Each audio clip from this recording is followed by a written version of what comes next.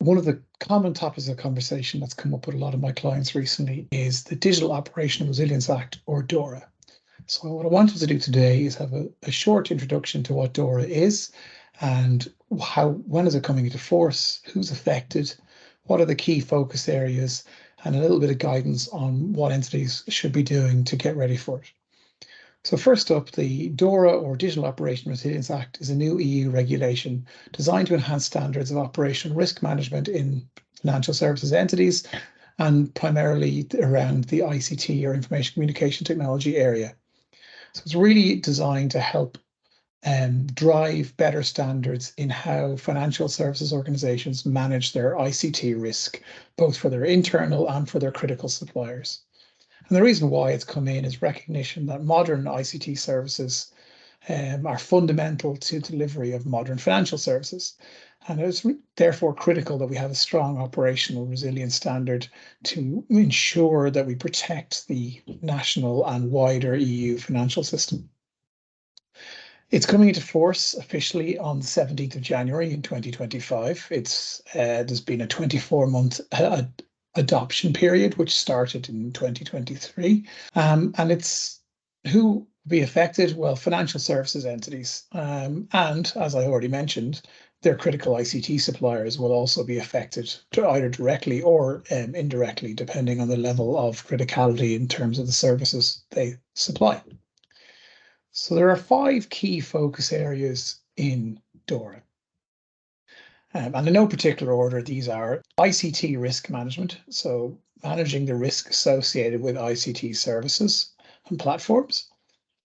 Incident reporting, so how organizations manage their reporting of any incidents that occur and ensuring that they do so in a structured way. And while it is focused on reporting, it is indirectly related to incident management, which is obviously a key element of any cybersecurity framework.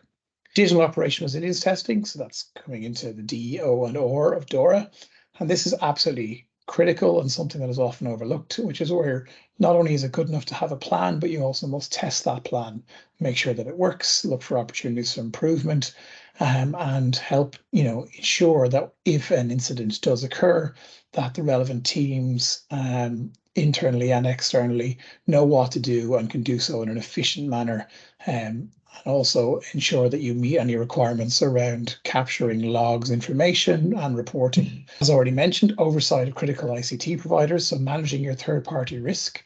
So really making sure that all of those ICT providers that are critical to your delivering your services, whether that be managed service providers, ISVs, or like major platforms like Microsoft or Salesforce, or all these other different SaaS or infrastructure providers, you need to ensure that you have managed any risk related to them, so that you do good vendor risk assessments, you understand where they fit in your internal processes around incident handling, around reporting, and around your resilience testing, and making sure that their standards meet your standards. And then finally is the pillar on information sharing. So ensuring that financial entities share information together, both nationally and internationally across the EU, to help improve awareness of issues, incidents, and vulnerabilities, and opportunities for improvement.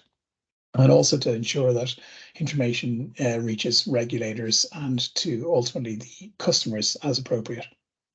So what should entities be doing at this point? So I think most entities should already have a plan in place, but the kind of key steps that I think organizations should already be taking, if they're not already done so, should be starting as soon as possible, is to review any guidance from the relevant European supervisory authority. So for example, if you're a banking organization, there's the European Banking Authority, the EBA, or if you're in insurance or pensions, there's the European Insurance and Occupational Pensions Authority, or EIOPA. And there's also guidance around if you're in trading in the European Security and Markets Authority, the ESMA. All of them have published guidance, which is in a process of being released and improved upon at the moment. So that would be the first port of call to get guidance relevant to your specific entity. And then also you should look at any guidance from your national competent authority. So for example, in Ireland, that would be where I'm based, that would be the Irish Central Bank, and they have released guidance around what you should do, either building on previous guidance or specific to DORA. And similar guidance is available from the competent authorities in each of the EU countries. But in summary, without like drilling into that guidance in a lot of detail, the kind of key things that I would be recommending my customers do is review all of your existing ICT systems, ensure that you have a detailed risk assessment for them, and that you've implemented or at least have a plan to implement controls to mitigate any of the risks that you've identified. Extend that risk assessment then to your critical ICT suppliers, your MSPs, your platforms, your SaaS services, your infrastructure as a service or platform as a service providers, and make sure that, again, you've done a detailed risk assessment, you understand what risks are present, and that either you or your supplier have in place good controls or a plan to implement good controls. And this is an ongoing exercise, so you will need to be doing this on a constant basis.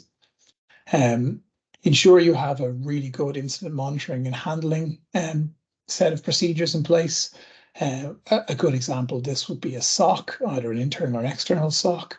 And it's critical that you have documented and tested incident management procedures. It's not just good enough to have a plan, you do need to test these things.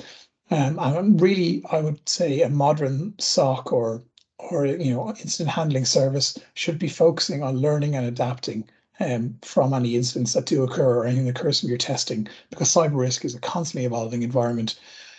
You should always be looking to improve your capabilities. And then finally, doing robust and regular resilience testing of your business continuity plans, your incident handling plans, your various resilience controls or procedures that you might have in place. This is something that needs to be done on an ongoing basis. A lot of organizations do very well in implementing things like high availability and resilience systems, redundant systems, and backups, but potentially don't always test a lot of those procedures and systems to see how well they perform in a real life scenario. So again, doing regular testing will teach you to understand how good your various policies and procedures are, identify any kind of weaknesses or opportunities for improvement, and will also build up the reflexive knowledge of your teams so that they'll be more effective when you do have an incident or a crisis. I think to conclude, regulation, it doesn't always get a lot of love from ICT teams. It can be seen as yet another layer of work to do, but particularly financial services industries, I think we'll be very cognizant that standards do improve the overall performance and management of risk in these entities. It's an area that financial services are very familiar with and have been very good with in other parts of their business in terms of the financial risk, and we'll have very strong controls in place. And now we're just extending those via DORA to ICT risk. So it's definitely something which I think will be overall a good thing for the industry and for cyber risk management as a whole, because as we all get better at this, as standards improve and they cascade down through the supply chains, it improves. A rising tide raises all boats in terms of improving the maturity of cyber risk management in all of these different organizations.